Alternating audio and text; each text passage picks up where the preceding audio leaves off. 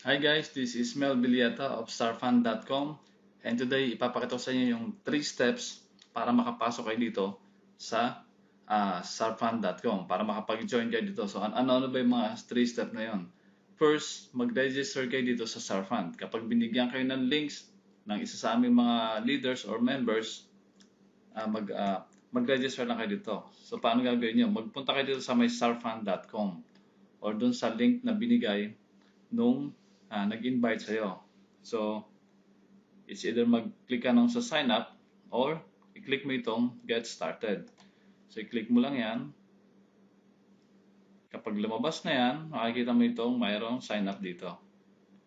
And then you were invited by kung sino man yung nag-invite sa'yo, lalabas dyan. Okay. So, i-fill up mo lang dyan yung username mo, yung email mo, password, tapos i-confirm mo lang yung password mo, yung iyong first name, last name, and then yung country, phone number, security questions, at yung security answer. And security questions is like, maglagay lang kayo, what is my favorite school? And then ilagay mo dito yung answer mo. Okay? And then after nyo magawa yan, i-click nyo lang itong square na to, itong captcha, yan, may lalabas na ganyan. Pag nag-check na yan, then click nyo lang yung create account. Okay, so i-review nyo lang ulit. Kapag okay na, create account na. Okay. So after nyo nang makomplete yan, magkakaroon kayo ng message kay Starfund. Ayan, magkakaroon kayo ng ganyan. Ayan. Kita nyo ito, welcome to Starfund. Your password is, and I have yan. Okay. So yun yung pinakang confirmation email niya.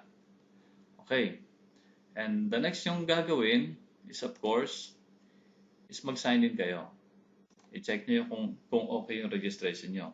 And since meron na akong account, ang gagawin ko na lang is ilagay yung username at yung password, automatic na yan, and i-check ko itong CAPTCHA, and then sign in. Alright. Ayan, nakikita nyo na yung account ko.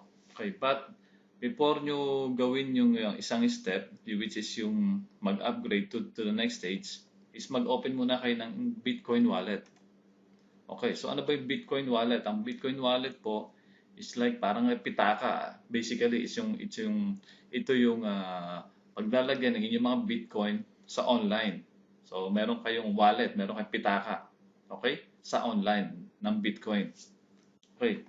So, what you're gonna do is just create ito yung button dito, okay, yung button dito sa baba. Makikita niyo meron create wallet, create your wallet, or yung create a free Bitcoin wallet. So, same lang po yan. So, i-click mo lang yan, and then ito, lalagay mo lang yung email mo, saka yung password mo. And then, i-click mo lang itong box na to, yung I have read and agree to the terms of service, and then click continue. And then, that's it. Mayroon ng form na lalabas, and then, okay na yun. So, kapag nakompleto niyo na yan, of course, pag nag-sign in na kayo, makikita niyo na itong pinaka-low note. Since meron na akong Bitcoin wallet, ito na yung magiging itsura niyan. And then, para malaman nyo, ito yung marami nagtatanong, para malaman nyo kung paano makikita yung Bitcoin address nyo, i-click nyo lang po itong receive. Okay, itong receive. Pag kinlik nyo yung receive, makikita nyo ito yung Bitcoin address nyo. Bitcoin wallet address. Okay? So, iba yung wallet ID at saka ito yung Bitcoin wallet address. Alright. And then, next yung gagawin is mag-join kayo sa Facebook group namin. Ito na yung third step.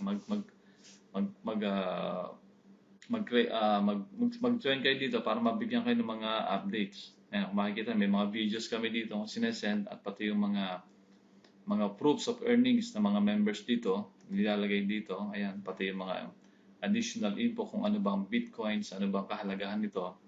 Pinopost din lahat namin dito yung mga updates regarding kay Starfund. Okay, then after nyo na magawa yan, nakapag-register na kayo dito, makagawa na kayo ng wallet nyo, may wallet na kayo. Ito yung sinasabing blockchain wallet para magkaroon kayo ng Bitcoin wallet address. So which is yan na yun, yung maraming digits sa letters. And then, makapag-join na kayo dito, yung last yung gagawin is mag-upgrade kayo, guys. Dahil po, ang policy po ni Sarfund is within 24 hours, dapat makapag-upgrade kayo. Otherwise, madidelete yung account nyo. So, nilalagay naman namin yan doon sa message namin kapag nagsasend kami ng link sa inyo. So, paano ba mag-upgrade? So, kung makikita nyo dito, sa malapit dito sa picture nyo, i-click nyo lang yung upgrade to the next level, to next stage. And then yan na. So, makikita mo na yan. And then, magsesend kayo dito ng bayad. Okay? Kung sino man yung makikita nyo dito ang upline nyo, ayan, for example, ito si Brandon Williams, dito kayo magsesend ng bayad sa kanila. Okay? So, pupunta kayo dito sa wallet nyo. Magsesend kayo. Okay? Ulitin ko. Yan. I-copy mo yan. Copy. Then, punta kayo sa Bitcoin wallet mo. Ilagay kayo ng send. Yan. I-paste nyo yung wallet niya. Ilagay yung bayad nyo. Yung 0.03 na Bitcoin. Which is $18.3. And then, lagay nyo yung payment. Ayan, and then click nyo yung next step. Okay. So pag na-click nyo na yung next step, titingnan nyo dito sa may second step naman sa Sarfund is submit yung transaction hash ID. So paano ba kukunin yung transaction hash ID? Ito, marami din nagtatanong yan. Dito nyo ilalagay yan, yung transaction hash ID. So since nakapagbayad na kayo dito sa link na ito, kinapin nyo yan, pupunta kayo ngayon dito sa blockchain.info. So, ito na yun, punta lang kayo dito sa blockchain.info. Yan. So, makikita nyo naman yan, blockchain.info. Click nyo lang. Yan. Pag nandito na kayo, nakikita nyo may home, may charts. Pupunta kayo dito sa may search, dito sa may katabi ng English. Dito nakikita nyo yan. Dito nyo naman ipapaste yung kinapin yung Bitcoin wallet address ng binayaran yung tao. Yung pinaka-apply nyo. Doon kayo nag-donate. Okay? Doon kayo nag-donate sa Bitcoin wallet address na yun. So, i-paste nyo lang dyan. And then click. Okay? So, yan. So, makikita nyo na yan. Ito na yung address niya. Okay? Ito na yung hashtag na sinasabi. Yung hash ID. Okay? Pag nakita nyo ng hash ID yan, pagka-click nyo, next step yung gagawin is i-copy. Yan. Na-highlights na yan. I-copy yung lahat. Tapos balik sa Sarfund account nyo. And ilagay nyo yan dito. Right-click. Then paste. Okay? Then kapag na-paste nyo na yung transaction na hash ID, i-click nyo naman dito, type dito yung amount na sinend nyo. 0.03. Okay. Then, pag matapos nyo na yan, click nyo lang yung submit. Then, malalaman nyo kapag tama yung ginawa nyo, may lalabas dito ang okay. Sa taas. Pag click nyo na submit, may lalabas dito ang okay.